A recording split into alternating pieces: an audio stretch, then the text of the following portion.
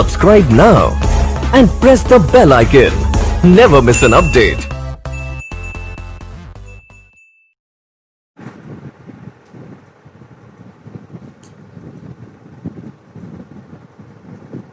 Good morning everyone. आज दिनांक 4 सितंबर 2020, कक्षा 10 रासायनिक विज्ञान में हमारा चैप्टर चल रहा है रासायनिक अभिक्रियाओं। इसमें आज हमको पढ़ना है, कल पिछली कक्षा में वियोजन अभिक्रियाएं पढ़ चुके थे। आज हमको पढ़ना है वियोजन अभिक्रिया या अपघटन अभिक्रिया के प्रकार। वियोजन अभिक्रिया निम्न प्रकार को तरीके से वियोजन अभिक्रिया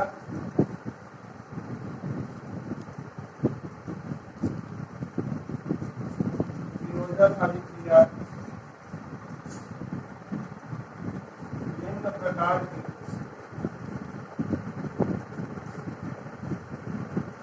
होती है।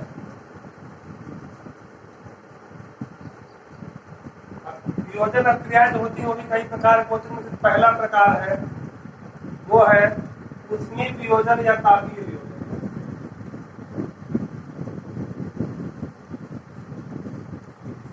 ऊष्मीय वियोजन या तापीय वियोजन।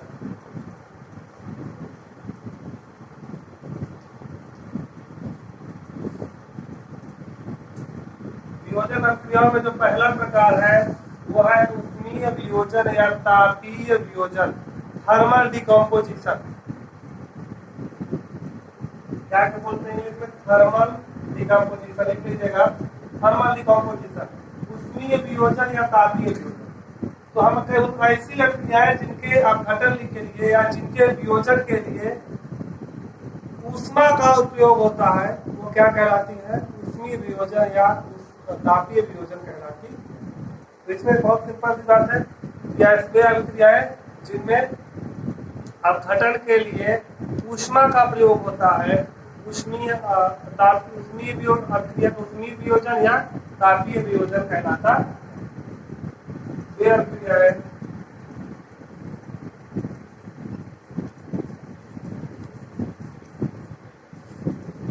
जिनका वियोजन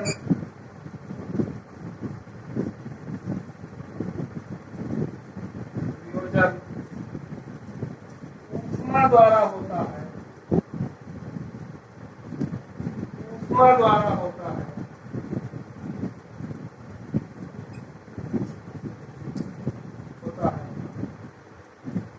ऊष्मीय वियोजन या ऊष्मीय वियोजन या तापीय वियोजन कहलाती है।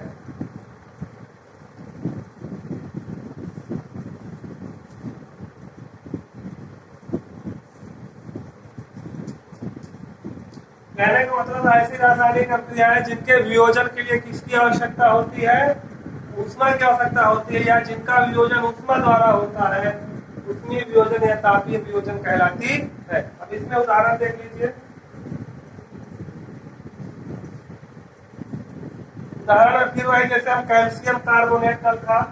कैल्शियम कार्बोनेट ये सॉलिड होता है। जब इसे क्या करते हैं, इसका क्या होता है? ऊष्मा द्वारा अपघटन होता है, या यूं कहें ऊष्मीय वियोजन, ऊष्मीय वियोजन होता है।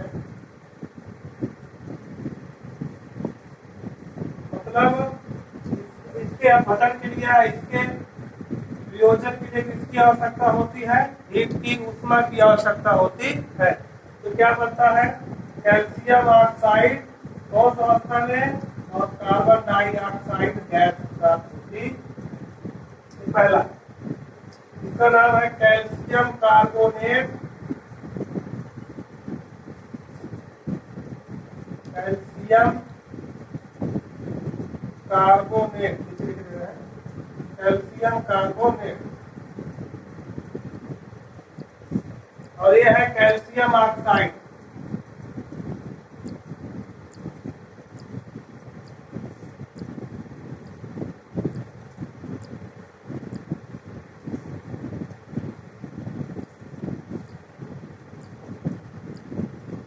Calcium oxide. या इसे बुझा चूना, बिना बुझा चूना कहते हैं।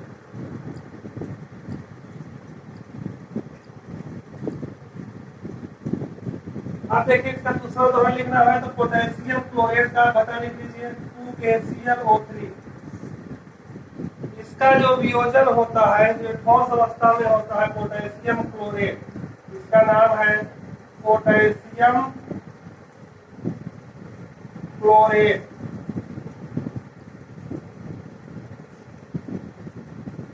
पोटेशियम क्लोराइड का जो अपघटन होता है वो भी किसके द्वारा होता है? ऊष्मा द्वारा होता है। ऊष्मा अपघटन, मतलब इसके पोटेशियम क्लोराइड के अपघटन में किसकी आवश्यकता होती है? ऊष्मा की आवश्यकता होती है। इसका अपघटन ऊष्मा द्वारा होता है, यही क्या कहलाता है? ऊष्मीय वियोजन या तापीय वियोजन कहलाता है। तो इसमें बनता क्या है? इसके अपघटन में बनता है पोटेशियम क्लोराइड और ऑक्सीजन। पोटेशियम क्लोराइड और ऑक्सीजन गैस बनती है। ऑक्सीजन गैस हो गया, जो पोटेशियम क्लोराइड होता है वो ठोस अवस्था में होता है। पोटेशियम क्लोराइड, पोटेशियम क्लोराइड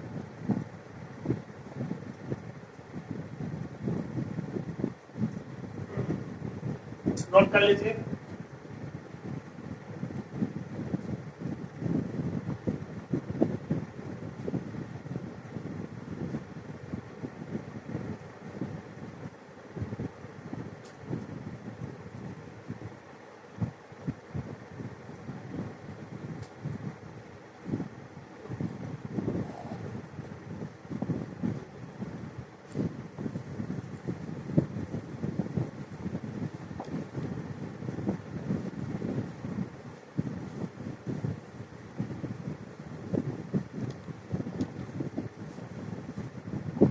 अब वही डाल लीजिए विद्युत अपघटन।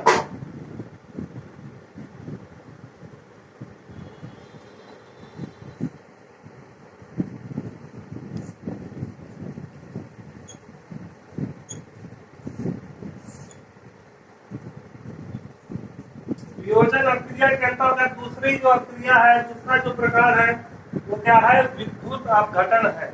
तो क्या होता है, जो कोई भी विद्युत अपघटन होता है उसका चाहे जलीय विलयन हो चाहे उसकी गलित अवस्था में जब विद्युत धारा प्रवाहित करते हैं तो उसका क्या हो जाता है? अपघटन हो जाता है। और इस अपघटन को क्या कहते हैं? विद्युत अपघटन कहते हैं। इसी विद्युत अपघटन के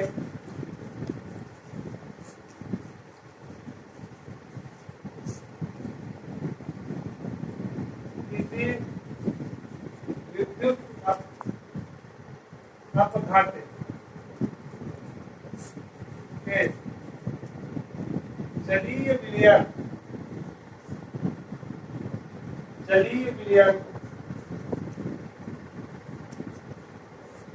चाहे जलीय विलयन हो या उसके गलित अवस्था हो या उसके गलित अवस्था में, गलित अवस्था में विद्युत धारा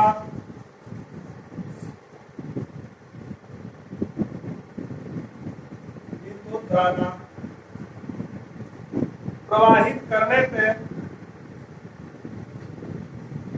विद्युत धारा प्रवाहित करने पर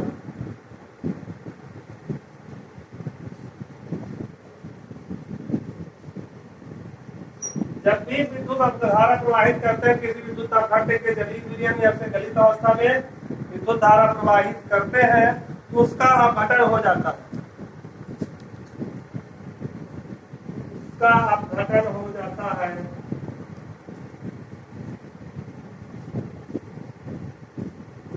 हो जाता है इसे विद्युत अपघटन कहते हैं।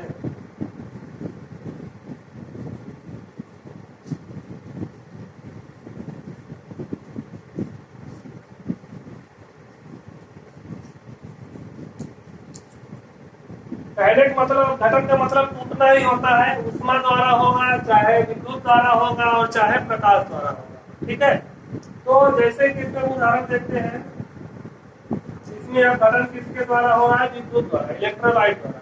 तो इसमें क्या होता है, जैसे सोडियम क्लोराइड का विद्युत अपघटन या जल का विद्युत अपघटन। जो जल होता है H2O लिक्विड स्टेट में जो पाया जाता है द्रव्यावस्था में, उसका जब विद्युत अपघटन होता है,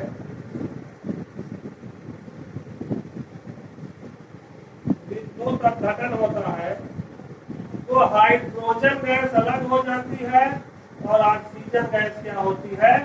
अलग हो जाती है। इसमें जब इसका अपघटन होता है, जल का जब अपघटन होता है H2O का, तो कैथोड पर हाइड्रोजन हो जाता है और एनोड पर क्या हो जाता है? ऑक्सीजन होती है। ये जल है। दूसरा यदि हम बात करें NaCl की, तो NaCl में भी सेम उसी प्रकार से होता है।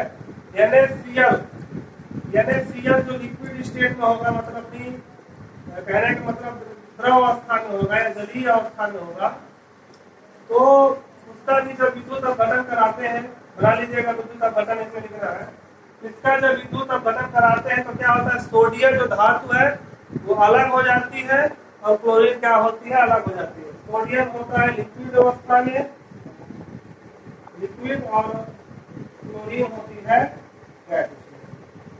देखिए अपघटन यहाँ भी हो रहा है। अपघटन का मतलब किसी कोई पदार्थ अपने घटकों में क्या हो जाए? टूट जाए, तो क्या कहलाता है? अपघटन।